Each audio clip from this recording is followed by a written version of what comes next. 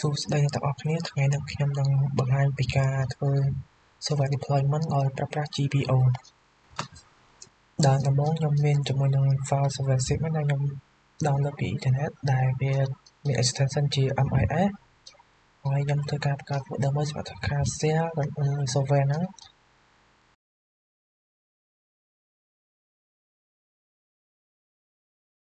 បន្ទាប់មកទៀតខ្ញុំទៅ copy file ដាក់ចូលទៅក្នុង folder មួយហ្នឹងឥឡូវខ្ញុំ copy ហើយតោះមកខ្ញុំធ្វើការចុច property ទៅលើមើលលើកាន់ share ហើយខ្ញុំធ្វើការចុចទៅលើ advanced sharing ហើយខ្ញុំបើកគ្រីវាហើយខ្ញុំចូល permission តោះមកខ្ញុំដាក់ everyone ឲ្យវា full control ហ្មងចុច OK ហើយ apply ទៅដល់ share ខ្ញុំធ្វើការដាក់ទៅលើ everyone ដែរតោះមកខ្ញុំចុច share ហើយចុច done ទៅដល់ security ខ្ញុំ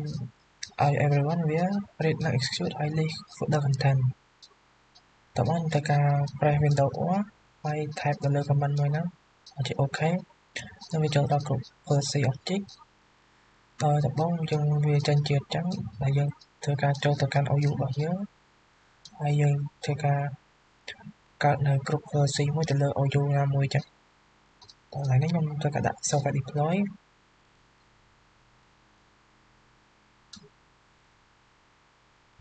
មកវានឹង load ហ្នឹងហើយខ្ញុំធ្វើការ right click ហើយចុច edit ហើយយើងធ្វើការទៅលើ user configuration ហើយខ្ញុំធ្វើការចុចទៅលើ policy ហើយ server setting តោះមកធ្វើការ right click ចុច new តោះមកចុច package តោះមកខ្ញុំធ្វើការទៅជាមួយនឹង IP របស់ Windows ខ្ញុំ server ហ្នឹងហើយខ្ញុំវាយ command ទៅលើ IP config តោះមកធ្វើការ copy ទៅលើ IP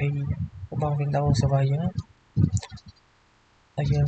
ធ្វើការ 3/2 ដងហើយ pass IP យើងចូលតោះមកយើងដាក់ folder ដែលយើងបានបង្កើតមកធ្វើការ share software ហ្នឹងហើយចុចលើ file ដែលខ្ញុំដាក់ហ្នឹងចុច advanced ហើយ add deployment យើងធ្វើការដាក់វា assign ហើយធ្វើការគេលើ install ហើយចុច OK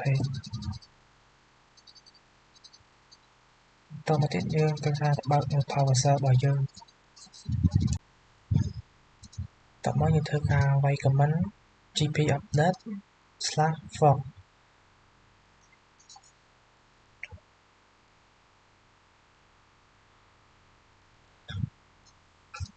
មករងចាំឲ្យវា update policy ចប់សិនឥឡូវវា update បានហើយតមកយើងធ្វើការទៅចូលទៅកាន់ Windows client របស់យើងវិញឥឡូវ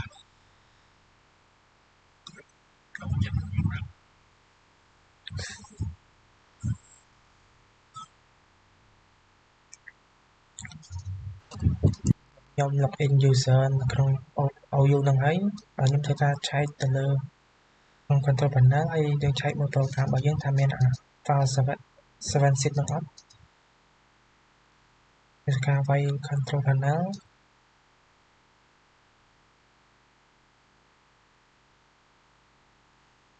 មកចូល program ឥឡូវ uninstall program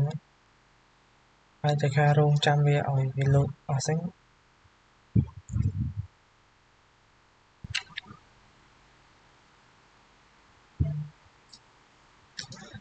ឥឡូវខ្ញុំបាន deploy 7 zip បានជោគជ័យហើយ